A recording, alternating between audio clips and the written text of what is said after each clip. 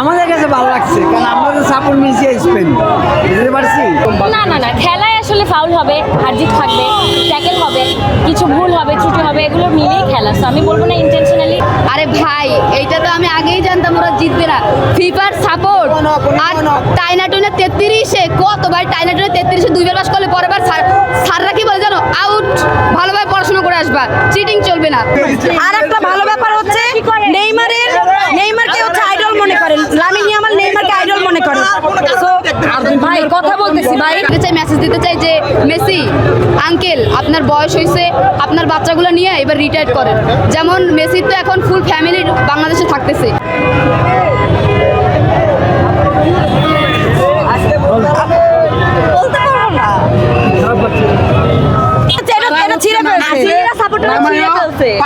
জুতা দিয়া বাইরেছে, অপমান করছে। এখন যাকে কোলে নিচে দেখে আছে সে খেলা ঘোরাতে পারবে না তা তো না, কারণ প্রত্যেকটা টিমই আসে উইন হওয়ার জন্য, সবাই স্বপ্ন নিয়ে ফিফা আসে। তোমার সাক্ষাৎকার আমি বলছি যে স্পেন 2 গোল দিবে, আর্জেন্টিনা একটা, বাট আর্জেন্টিনা গোল দিতে পারে নাই, বুঝতে পারছি। আজকে স্পেন সাপোর্ট খেলা তো তেমন ভালো লাগে না, কোনো ভালো অ্যাটাক করতে পারছিল না। সো ওভারঅল আমি বলবো যে স্পেন খুব ডিজার্ভিং ছিল আজকে, তাদের যে জয়টা তারা এটা ছিনিয়ে নিয়েছে এবং তারা দে ডিজার্ভ টু উইন আজকে, এবং তারা উইনারের মতোই খেলেছে। বিশ্ব চ্যাম্পিয়নের বিরুদ্ধে তারা দেখিয়েছে যে তারা কেন এবারের বিশ্ব চ্যাম্পিয়ন হওয়ার যোগ্যতা রাখে। আপনি কোন দলকে সাপোর্ট করছেন? আমি মেনলি অ্যাকচুয়ালি আমি যেহেতু আমার ফেভারিট টিম ছিল ব্রাজিল, বাট যেহেতু তারা চলে গিয়েছে অনেক আগেই, আজকে আমার মতবাদটা ছিল যে টিম ভালো খেলবে আমি তাদের সাপোর্টার।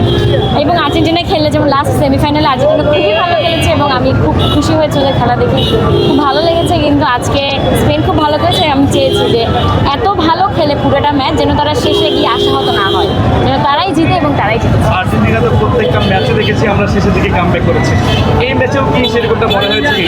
না, কারণ তারা প্রথম থেকেই তারা অ্যাকচুয়ালি খুব নার্ভাস মনে হচ্ছিল আমার, এবং রেড কার্ডটা খাওয়ার পরে ফার্নান্দেস আসলে তাদের মনোবলটা আরও ভেঙে যায়। তো সব মিলিয়ে আজকে আর্জেন্টিনার কামব্যাক হওয়ার প্রশ্ন ছিল না, তবে শেষ 5-10 মিনিট তারা চেষ্টা করেছে, কিন্তু শেষে হয়তো তাদের পক্ষে ছিল না আজকে। আমরা দেখেছি যে আর্জেন্টিনার না খেলায় আসলে ফাউল হবে, হারজিত থাকবে, ট্যাকেল হবে, কিছু ভুল হবে, ত্রুটি হবে, এগুলো মিলেই খেলা। তো আমি বলবো না ইন্টেনশনালি। না, আমি ব্রাজিলিয়ান ফ্যান হিসেবে আর্জেন্টিনা হারায় খুশি না, ভালো টিম খেলে জিতেছে এজন্য আমি খুশি। আর্জেন্টিনার সমর্থকদের জন্য আমি খুবই দুঃখিত এবং আমি মেসির জন্য খুব স্যাড ফিল করছি, তারা এবার শেষ বিশ্বকাপ ছিল। সো ওই জায়গা থেকে না, আমি আসলে ব্রাজিল ফ্যানের জন্য খুশি না, আমি স্পেন ভালো খেলেছে তাই খুশি। অনেক ভালো লাগছে, অনেক এক্সাইটেড। আপনি কোন টিমে সাপোর্ট করছেন? আমি ব্রাজিলই ছিলাম, ব্রাজিল আছি, ব্রাজিলই থাকবো, এটা আমি বরাবর সব ইন্টারভিউতেও বলেছি, আজকেও বলছি। আজকে প্রেসিডেন্ট কোন টিম জিতুক? আজকে চেয়েছিলাম স্পেন জিতুক, যেহেতু ব্রাজিল সাপোর্ট করি এই জন্য, বাট স্পেশাল কোনো কারণ ছিল না। আর্জেন্টিনা জিতলেও যে খুব একটা স্যাড হয়ে যেতাম তা না, বাট স্পেন জিতছে, যারা অনেক বেশি ট্রল করছে তাদের জন্য বলতেছে আমি অনেক হ্যাপি হয়েছি, তোমরা এত বেশি ট্রল করছো যে তার জন্য তোমাদের বর্দোয়া তোমাদের উপরে লেগে গেছে। আচ্ছা, আপনি না ব্রাজিল বুঝি না, স্পেন যে জিতছে এজন্য অনেক খুশি, কারণ লামিন ইয়ামাল ইতিহাস জানি না, আমরা কথা বলে এটা সবার ইমোশন। আমি ব্রাজিল করি, এটা সত্যি কথা, আমি ব্রাজিল করি, এটা সত্যি কথা, আমি আর্জেন্টিনার বিপক্ষে, এটাও সত্যি কথা, বাট আমি স্পেন সাপোর্ট করি শুধু ফিলিস্তিনের জন্য। এটা একটা সত্যিকার একটা ইমোশন যে লামিন ইয়ামালের মতো এত ছোট একটা ছেলে, মাত্র 19 বছর বয়স, ও যা পারদর্শিতা মাঠে দেখাচ্ছে এটা অনেক বড় একটা ব্যাপার লামিন ইয়ামালের জন্য হচ্ছে। হ্যাঁ, এটা একটা অদ্ভুত, মানে এটা কি, মানে কেমন কোইন্সিডেন্ট হয়ে গেল যে মানে এটা কি হওয়ার ছিল যে আজকে থেকে 19 বছর আগে সে গোসল করাইছে।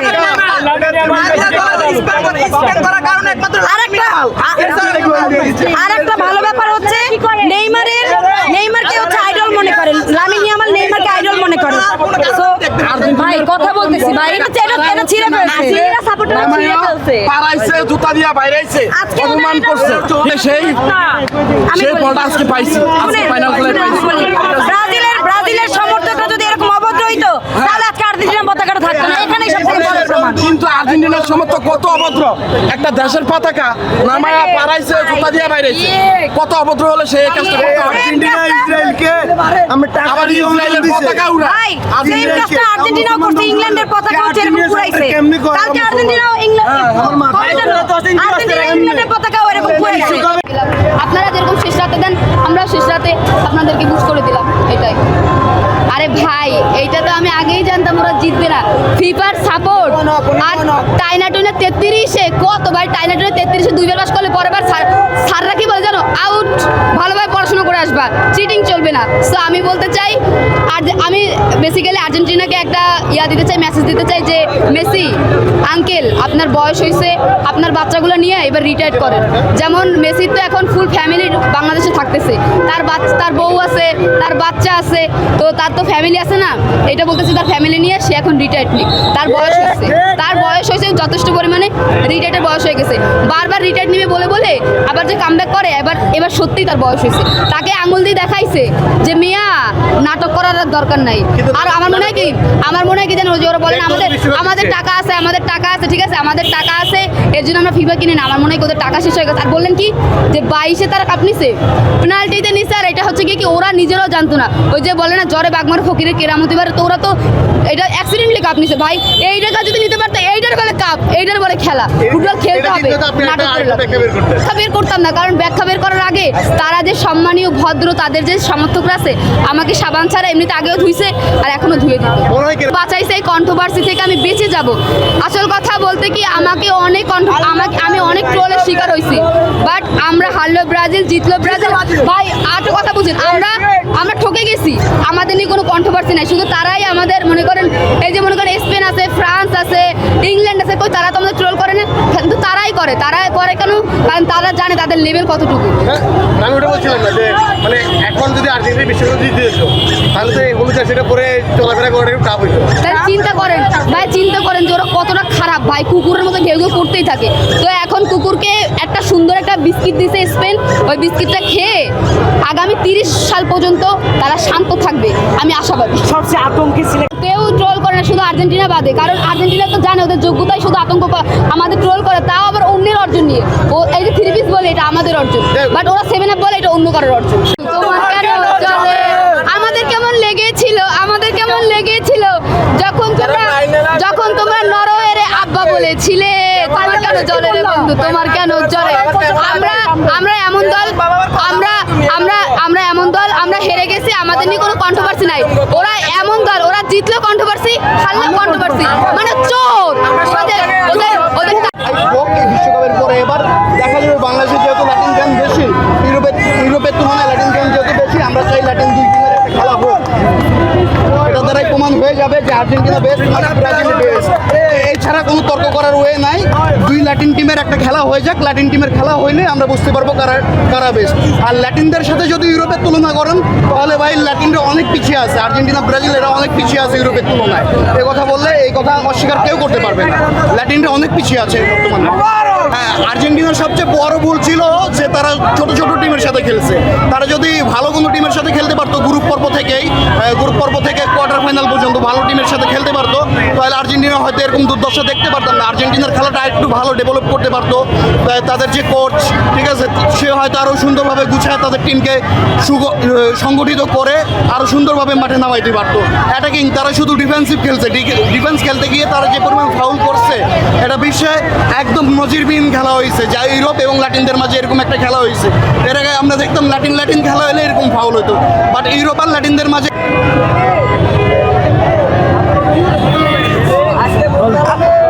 বলতে পারবো না। আমাদের আশা ছিল, বাট আশা তার পূরণ হইল না। যে আমাদের লিজেন্ড হচ্ছে এই ফিফার পরে চলে যাচ্ছে, আর মানে আমাদের শেষ আশা ছিল হয়তো বা সে যাওয়ার আগে একটা উইন অন্তত আমরা ডিজার্ভ করি, বাট খেলা এমন ছিল মার্টিনেজের জন্য অনেকটা আগাইছে, ও যদি না আটকাইতো অনেক আগে চলে যেত। এখন যাকে কোলে নিচে দেখে আছে সে খেলা ঘোরাতে পারবে না তা তো না, কারণ প্রত্যেকটা টিমই আসে উইন হওয়ার জন্য। সবাই স্বপ্ন নিয়ে ফিফা আসে যে তাদের নিজেদের দেশটাকে তারা উইন করবে, তারা হচ্ছে উইন হবে, ট্রফি নেবে, সবারই আশা থাকে। হয়তো বা এই বছর আর রাগ কাজ করে নাই, বাট কষ্ট একটাই যে লিজেন্ড হারায় গেল উইদাউট এনি গোল। তোরে 10 দেন, 20 রাখবেন, মেসি সবচেয়ে বড় জাদুঘর, সেই জাদুঘর কই? ওস্তাদের মাইন্ডে আমি শেষ রাত তো শেষ, ওস্তাদ তো না, ওস্তাদ গুয়া, চুরি করছে, এত টাকা পয়সা, গুয়া, আর্জেন্টিনা গুয়া,